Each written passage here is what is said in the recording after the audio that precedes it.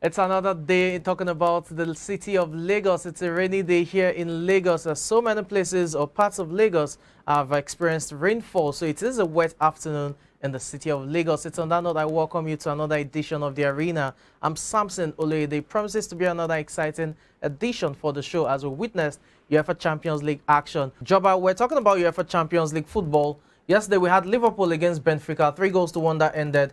And I asked, is it safe to say that Liverpool have a foot in the semi-final? Yeah, I think so. I think it was a dominant performance of Jurgen Klopp's men. They were good on the night, and it wasn't like they even played their best. It wasn't their best, so they didn't really get out of the gear, right? They didn't really need to do work, and they still managed to pick up the win. Yes. And this is what you actually need at the end of the campaign. Like sometimes you don't really even need to play well, but you need to be able to actually win games that you expected to win. And Liverpool did just that. Benfica tried to come back in the second half, but it wasn't really like it was probably maybe a mistake from Liverpool's defender and Ibrahim. Ibrahim Konate. And it wasn't like Benfica really did enough to actually say they deserved something from the game. So I think it was a super performance from Jurgen Klopp and it was a super performance from Liverpool. And you should also know that you should also take into consideration the fact that they are playing Manchester City this Sunday. So exactly. That probably maybe have gone into their mind also, but it was really a professional performance from the side. We can't talk about Liverpool's win without talking about the impact of Luis Diaz, the winter signing from Porto. How much of an influence has it been in Jurgen Klopp's side? It's almost like he hit the ground running. You know, when you talk about a ready-made product, that's what it looks like for Liverpool Football Club. You know, there's one thing people keep saying and others. You know, for example, when Mohamed Salah and Sadio Mane went to the AFCON competitions, they were like saying, Liverpool will struggle without the two guys, and it was the opposite because it was actually Liverpool were still Liverpool. They were winning games easily, and I think it's testament to the recruitment team at that club. Like they've done very well with recruiting the proper players that fit into club system, into the club system. And it's not just about on the pitch, like there is no clash of egos or anything. Like you could see that they recruit the right players that fit into their system, both on the pitch and off the pitch. Yes. And for Luis Diaz, it's actually not different, right? If you look at Luis Diaz since he came to Liverpool, it's just like he has been at Liverpool for a very, very long time. He has fitted seamlessly, like he has slotted easily, and you could see that he is actually a proper Liverpool player, like all that club, a proper club player. You could see the energy, you could see the awareness. Yes, I think it still needs to do a little bit more on his first touch, but aside from that, you could see that he is a proper Liverpool player, and that's a testament to the recruitment team led by Jurgen Klopp, Michael Edwards, who sadly will be leaving the club at the end of the season. Yes. You really need to give credit to Liverpool's recruitment team for recruiting the right players that fit into the system. And players was really, really brilliant yesterday. He assists for Mane's goal. Brilliant. He took his goal also. Well taken. And it was the deserved man of the match. Performance, even if you look at, I think he set up Salah on a couple of occasions as well. Salah actually did. It was really deserved a man of the match performance for him, and you really need to see that he has been like an instant impact. You could also say the same thing about Diogo Jota, which also brings me back to the recruitment at the club. I think they have the best recruitment team in the world right now, and I think they deserve the full credit they are getting right now.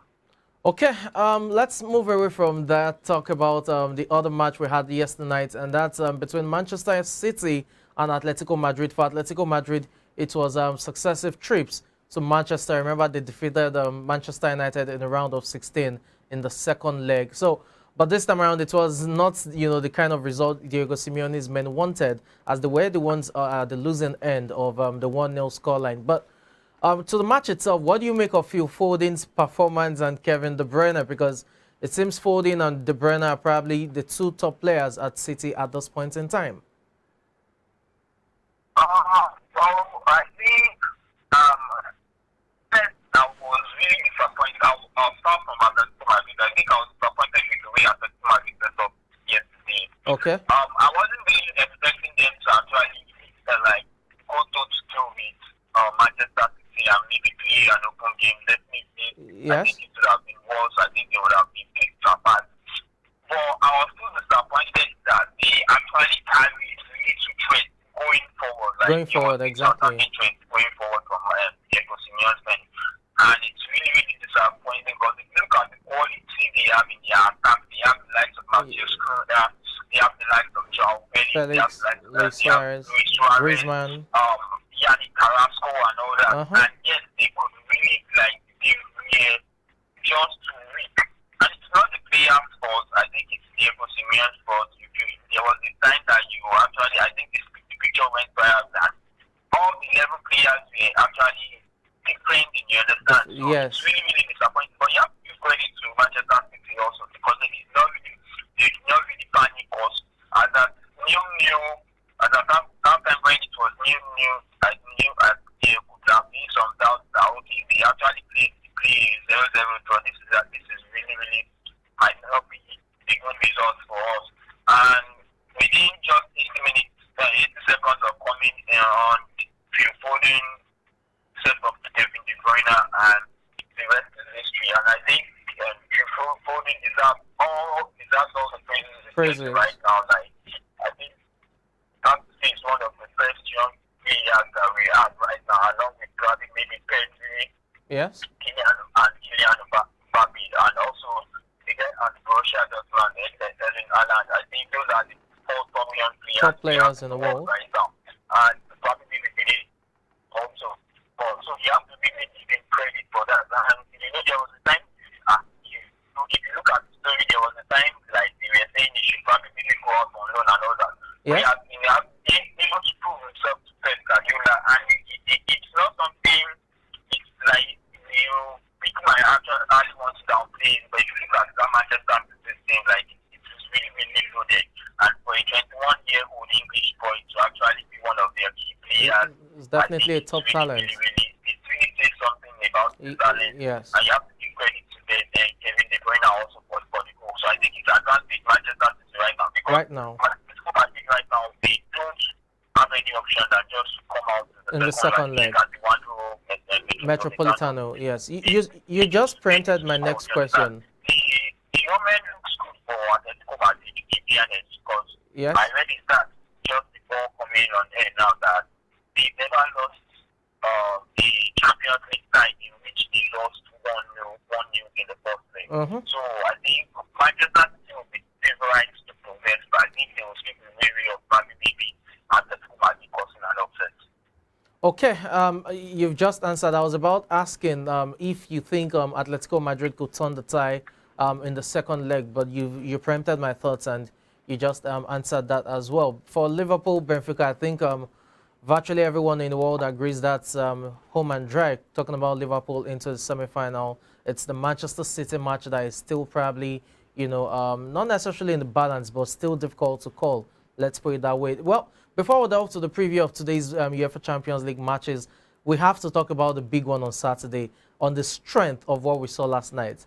Liverpool, Manchester City at the Etihad on Sunday. Who are you giving it to on the basis of what you saw last night? Well, in fairness, I think it's really, really difficult one to call because both teams are actually on a good run of form. And you could say that particular match will be pivotal. It's like it's a key one. Yeah. I don't think it will be. I'm not going to say it's going to define the title race. Okay. But I think anyone who wins that game will feel good about their chances. To win the title. You understand? Okay. For Manchester City, the advantage is with them. I think what they just need to do is probably really avoid Get a draw. That's But it. for Liverpool, They need to win. Liverpool also they need to avoid the defeat. Or more importantly, they need to win. You Yes, understand? yes. I think for Manchester City, you could look at it like, okay, I think it's if they avoid the defeat on Sunday, Sunday. they'll probably want to win the league, because if you look at the amount of games, they do not play any of the top six sides. Yes. Compared to Liverpool. They are running, you understand? Yeah. Whereas in contrast to Liverpool, they still need to play Manchester United. I know that Manchester United are actually not, but you know, in a derby, you can't like. Okay, Joba. That's when. Okay. Yeah. So let's delve into today's preview into the preview of today's matches. We have the biggest one. It's the clash of the Titans, the defending champions against the most successful side in the history of the UEFA Champions League, Chelsea against Real Madrid at Stamford Bridge. Let's not delve into Chelsea's humiliating loss to Brentford over the weekend at the Bridge. Let's just look at the possibility of Chelsea getting one past Real Madrid this time around. What do you expect? When you say this time around, I think you're forgetting that Chelsea also knocked Madrid out last season in the semi-final. Yes. So I'm not really expecting anything different. I think Madrid have been lucky this season.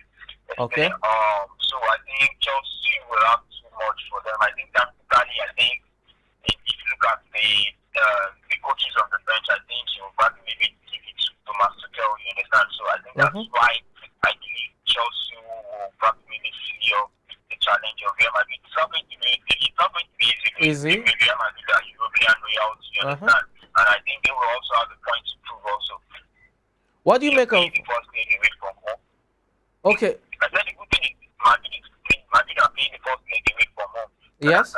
Well, on paper, you still have to make Chelsea the slight favorite, and I expect them to get the job done at Stamford Bridge tonight. Okay. Do you think the over-reliance or dependence on Karim Benzema for the goals for Real Madrid will probably prove costly this time around? What did you say? I said, do you think that the over-reliance or dependence on Karim Benzema for goals will prove costly for Real Madrid tonight? No, not really. Anytime Madrid has, like, Benzema built them he built Madrid out a lot of times this season, and I think he doesn't really mind being like, okay, you understand? So I think he will also be fired up for this. I think he will want to prove a point. But there has also been accusations that, okay, Madrid have not won the Champions League without the leg and all that. So I think for Benzema, it's also a chance for him to prove a point that he can also do it against the European champions. You understand? So I think it will really, really be a problem for them. And I don't think they will actually relied on Benzema, because don't forget they also have Vinicius Junior. Vinicius Junior, who is also one of the best young players in the world right now, and has had an amazing season so far. I'm looking at the midfield battle. I think Madrid are actually going to pick something in the from this game. Okay. They need to relate to the midfield battle. Toni Kroos, look at Modric and Casemiro's Casemiro, needs to do better than their performance against Chelsea